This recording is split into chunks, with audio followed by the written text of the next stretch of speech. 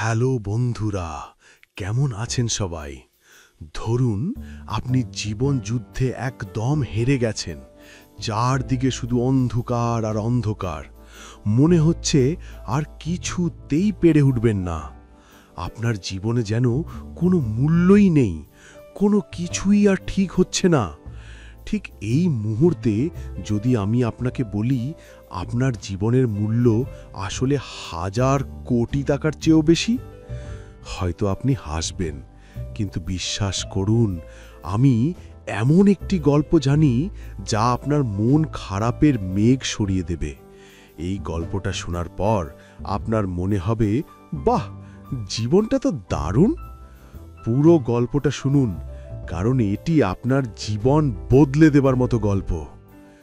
চলুন শুরু করা যাক। শুরু, হতাশা এবং এক বৃদ্ধের আগমন। একসময় এক যুবক ছিল যার নাম ছিল আকাশ। আকাশ দেখতে খুব সাধারণ আর 10টা ছেলের মতোই, কিন্তু তার মনের ভিতরে ছিল রাজ্যের হতাশা আর শূন্যতা। সে চাকরি খুঁজে খুঁজে ক্লান্ত, তার ব্যবসাতেও কোনো লাভ নেই। তার মনে হতো এই পৃথিবীতে তার কোনো দরকার নেই। সে নিজেকে সবার থেকে আলাদা, অযোগ্য আর মূল্যহীন মনে করত। একদিন আকাশ শহরের বাইরে এক পুরনো সেতুর উপর বসেছিল। তার মন এতই ভারাক্রান্ত ছিল যে সে যেন তার জীবনের সব আশা ছেড়ে দিয়েছিল। ঠিক সেই সময় পাশ দিয়ে এক বৃদ্ধ হেঁটে যাচ্ছিলেন। বৃদ্ধের মুখে ছিল এক স্নিগ্ধ হাসি, আর চোখে ছিল শান্ত, গভীর এক দৃষ্টি। তিনি আকাশকে চুপচাপ বসে থাকতে দেখে তার কাছে এলেন। বৃদ্ধ: কি বাবা, এত মন খারাপ করে বসে আছো কেন? কোনো সমস্যা? আকাশ মুখ তুলে তাকালো। তার চোখে জল, কিন্তু সে নিজেকে সামলে নিল। আকাশ: না, তেমন কিছু না। শুধু মনে হচ্ছে আমার জীবনের কোনো মূল্য নেই। আমি কোনো কিছুতেই সফল হতে পারছি না।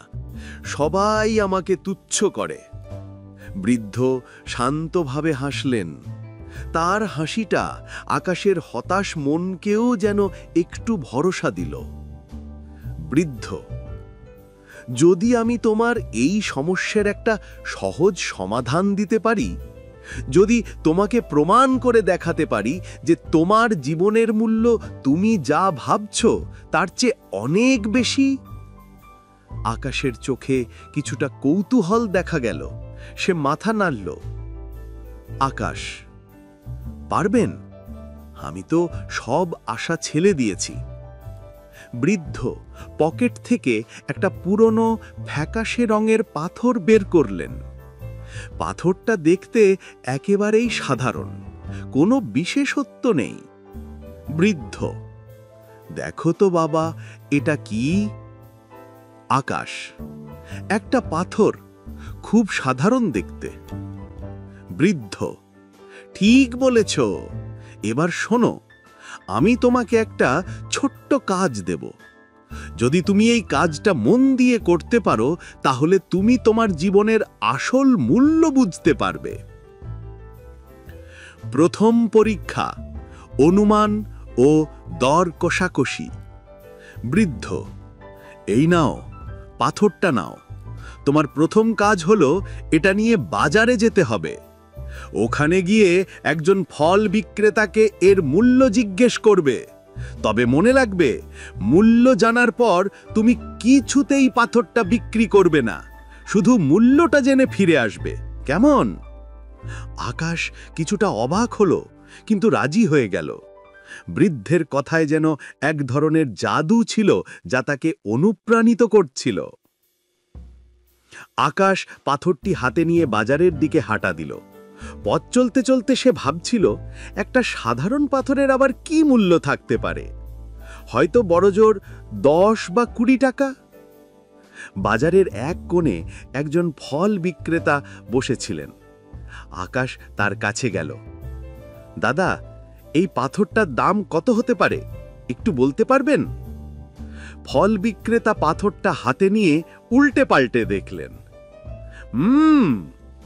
এটা একটা সুন্দর পাথর, দেখতে মসৃণ। আচ্ছা, তুমি এটা কেন বিক্রি করতে চাইছো?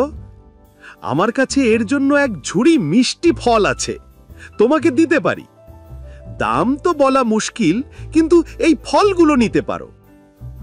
আকাশ অবাক। সে ভাবতেও পারেনি যে একজন ফল বিক্রেতা একটি সাধারণ পাথরের বিনিময়ে ফল দিতে চাইবে। তার মনে এক ঝলক আনন্দের বিদ্যুৎ খেলে গেল। সে বৃদ্ধের কথা মনে করে বলল, আকাশ বলল, না দাদা, আমি এটা বিক্রি করব না, শুধু দাম জানতে এসেছিলাম। ফল বিক্রেতা কিছুটা হতাশ হলেন। আকাশ দ্রুত ফিরে এসে বৃদ্ধকে সব কথা বলল। আকাশ বলল, ফল বিক্রেতা এক ঝুড়ি ফল দিতে চাইলেন, কিন্তু এটা তো সাধারণ পাথর। বৃদ্ধ হাসলেন। খুব ভালো, এবার দ্বিতীয় পরীক্ষা। দ্বিতীয় পরীক্ষা স্বর্ণকারের কাছে। বৃদ্ধ বললেন, এবার এই পাথরটা নিয়ে শহরের বিখ্যাত স্বর্ণকারের দোকানে যাও। তাকেও একইভাবে মূল্য জিজ্ঞেস করবে। মনে রাখবে, মূল্য জানার পর বিক্রি করা চলবে না। আকাশ এবার আরো বেশি আগ্রহী হয়ে উঠল। সে ভাবল, যদি ফল বিক্রেতা এত মূল্য দেয়, তবে স্বর্ণকার হয়তো আরো বেশি কিছু চাইবে। সে স্বর্ণকারের দোকানে গেল।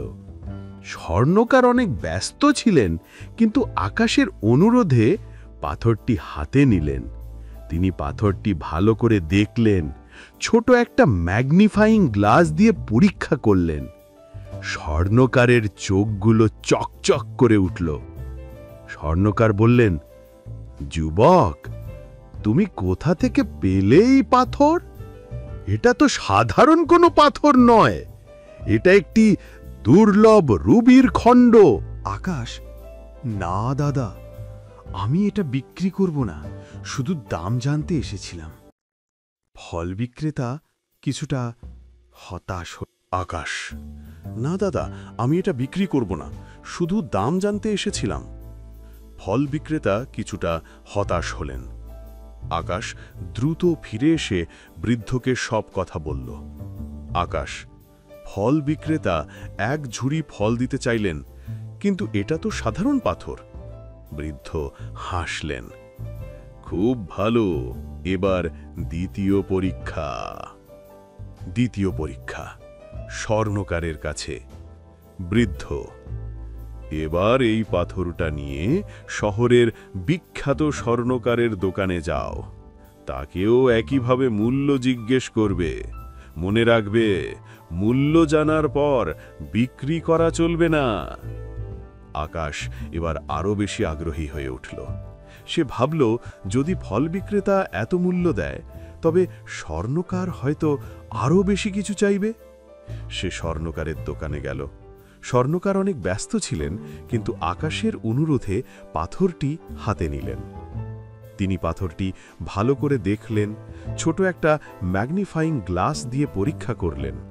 স্বর্ণকারের চোখগুলো চকচক করে উঠল। স্বর্ণকার, যুবক, তুমি কোথা থেকে পেলে এই পাথর? এটা তো সাধারণ কোনো পাথর নয়, এটা একটি দুর্লভ রুবির খণ্ড। যদিও এটা এখনো পালিশ করা হয়নি, তবুও এর অনেক মূল্য।